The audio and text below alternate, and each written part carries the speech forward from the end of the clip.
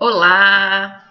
Estamos aqui, né, mais uma vez para ver aí o que vai acontecer com o nosso Brás Cubas. Bom, a gente parou lá naquela cena em que ele tinha sido roubado, né? O Quincas Borba roubou o relógio do Brás e ele tá, né, super feliz e contente tendo o caso lá com a Virgília. Bom, só que a essa altura do campeonato, gente, uma coisa, né, meio triste, desagradável acontece, porque o Lobo Neves, que sempre foi um grande político, né, sempre foi ali um homem bastante respeitado dentro do meio político, ele é nomeado presidente de uma província do norte. E a Virgília e o Brás estão super tristes, pensando aí que eles vão ter que se separar. Com essa nomeação, a Virgília e o Lobo tinham que se mudar para o norte. No entanto, o Lobo Neves convida o Brás para ser o secretário dele, né? E aí eles viajariam todos juntos. O Brás, no primeiro momento, não gosta muito, não, tá? Ele tá super confortável nessa vidinha que ele leva, né? Sem problemas. Mas se é a solução para ficar com a Virgília, ok, tá? Só que o Lobo Neves era um cara muito supersticioso, tudo tinha acontecido de errado com a família dele em relação ao número 13, e o decreto, o nomeando, né, presidente da província do Norte, foi datado do dia 13. Então ele resolve não aceitar esse decreto, os três não viajam, né, para a felicidade do Brás, para a felicidade da Virgília, eles não vão precisar interromper ali o relacionamento, o romance dos dois. E aí, eles continuam, né, se encontrando lá na casinha da Dona Plácida. Aparece, gente, novamente o Quincas Borba na nossa história. Só que agora ele aparece totalmente diferente. Tá? Ele manda uma carta para a casa do Brás, restituindo aquele relógio, claro que não era o mesmo relógio que ele roubou do Brás, né, mas um relógio parecido, e contando para o Brás que se o Brás desse uma oportunidade ali, ele apareceria na casa do Brás e contaria tudo o que aconteceu com a vida dele, porque ele herdou uma herança de um tio velho lá de Barbacena, lá de Minas Gerais, e ele se torna um filósofo e milionário. Bom, então vejam os saltos, né, que esse Quincas Borba tem ao longo da obra. Criança, mendigo e filósofo. Tá? Michele, nós temos uma outra obra, né, chamada Quincas Borba, do Machado de Assis. Sim, tá? A gente vai ter uma grande intertextualidade aqui entre a obra Brás Cubas e entre a obra Quincas Borba, que depois, né, a gente vai acabar aí vendo com maior detalhe. Bom, e o Brás, ele aceita, né? Ele aceita então esse convite aí para receber, né, essas visitas do filósofo na casa dele, e o Quincas passa a ser então um grande amigo, aí que vai o grande conselheiro do Brás até o final da história. Bom, Virgília fica grávida, é uma felicidade, mas de quem é o filho? Né? Brás ou Lobo Neves? É uma felicidade para o Brás tem a certeza de que a criança é dele, mas a Virgília acaba perdendo o filho, né? E essa perda do filho aí meio que esfria o romance dos dois, porque a essa altura do campeonato o Lobo Neves também anda recebendo algumas cartas anônimas, dizendo que a mulher dele, né, tá traindo, e ele é renomeado presidente da província do Norte, não mais no dia 13, mas no dia 31, né, a troca dos algarismos aí acaba fazendo com que ele não convide o Brás para ser o seu secretário, e ele parte então com a Virgília para o norte, e o nosso Brás fica sozinho mais uma vez, né, sem a Virgília. A irmã, a Sabina, né, que tinha ficado ali um tempo, né, brigada com o Brás por conta da herança, né, o cunhado ali que, né, tinha parado de falar com o Brás também por conta da herança, tal. Ela quer ver esse irmão bem, né? Então ela já voltou às pazes ali e ela procura arranjar um casamento pro Brás. O Brás precisa se casar, né? E a última tentativa dele, gente, é a Eulália Damasceno de Brito, uma moça, né, que infelizmente, vai falecer muito jovenzinha.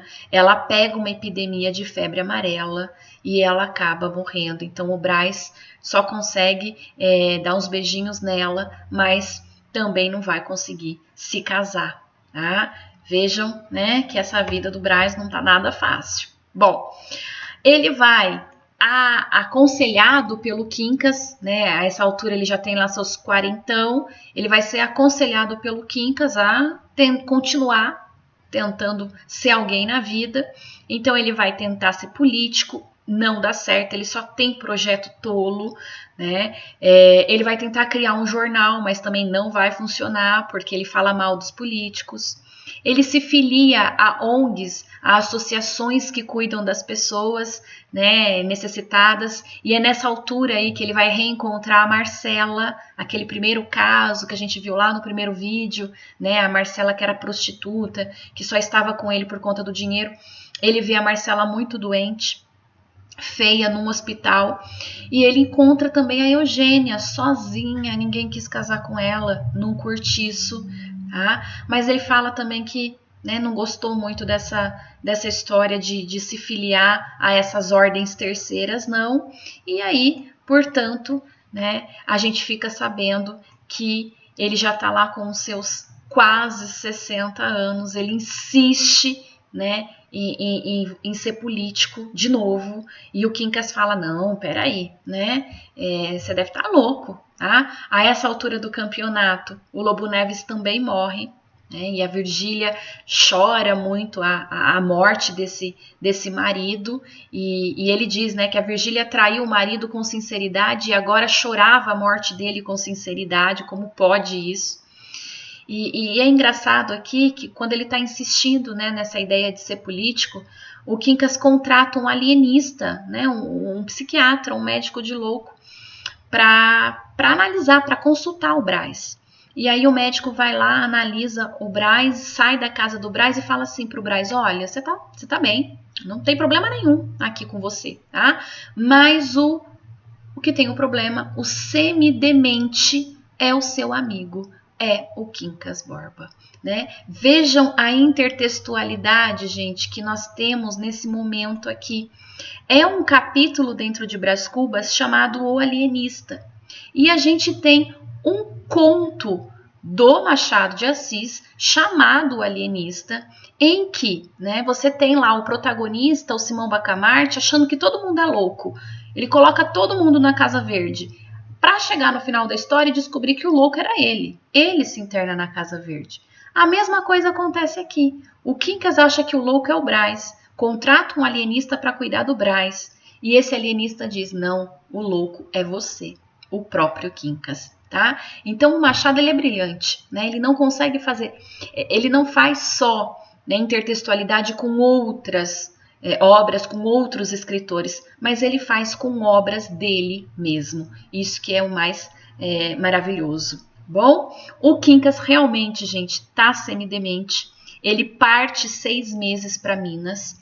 Lá em Barbacena, ele vai precisar de ajuda lá em Barbacena. Ele fica 6 meses lá e ele volta para a casa do Braz e vai morrer na casa do Braz. Antes de morrer, tá? Ele bota fogo em toda a sua teoria do humanitismo. Lembra que ele tinha ficado filósofo, né? E essa teoria dele, né, a teoria do humanitismo, ele coloca fogo e morre. De novo, ó, atenção aqui para a intertextualidade.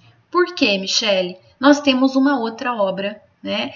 Irmãzinha aí do Braz, vamos colocar assim, que é a obra Quincas Borba, tá? E a obra Quincas Borba vai falar do enfermeiro, do cara que ficou ali ajudando o Quincas Borba nesses 6 meses que ele ficou em Minas, bom? E que de alguma forma vai ficar com o cachorro do Quincas Borba. O Quincas Borba tinha um cachorro chamado Quincas Borba também. Então, por isso que a gente vai ter a segunda obra aí, né, dessa fase realista aí do Machado, de nome Quincas Borba. Bom, mas a gente vai ter vídeo depois em que eu falo, explico e conto, analiso toda essa obra Quincas Borba para vocês. Certo? E terminando a nossa história, o último capítulo, o Braz termina ali né, chamando esse capítulo de Das Negativas. Ele fala o seguinte: este último capítulo é todo de negativas. Eu não alcancei a celebridade do emplastro, eu não fui ministro, eu não fui califa, eu não conheci o casamento. Verdade é que ao lado dessas faltas, coube-me a boa fortuna de não comprar o pão com o suor do meu rosto. Mas eu não padeci a morte de Dona Plácida nem a semidemência do Quincas. Somadas umas coisas e outras, qualquer pessoa imaginará que não houve míngua nem sobra, e conseguintemente que eu saí quite com a vida. E imaginará mal, porque ao chegar a este outro lado do mistério, eu achei-me com um pequeno saldo, que é a derradeira negativa deste capítulo de negativas. Eu não tive filhos, eu não transmiti a nenhuma criatura o legado da nossa miséria. Né? Então, olha o pessimismo, olha, né, a solidão e a crítica que se é feita nesse capítulo. Né? Que bom! As pessoas vão achar que, né, eu saí quite com a vida, mas não. Eu considero que eu tive um saldo, e esse saldo foi não ter filhos. A nossa sociedade é tão ruim, é tão, né, problemática, que eu não transmiti para nenhuma criatura, né, essa miséria aí. Bom? Demais, né, gente? Nós temos o final aí da nossa história. Bom, espero que tenham gostado demais, assim como eu gosto do Machado de Assis. E depois vocês assistam o próximo vídeo, em que eu vou fazer uma síntese, né, uma análise aí geral das principais características que nós encontramos nessa obra, né, aí ao longo das minhas explicações eu fui pontuando algumas coisas, mas no próximo vídeo eu, né, sintetizo tudo isso. Bom, beijos e até!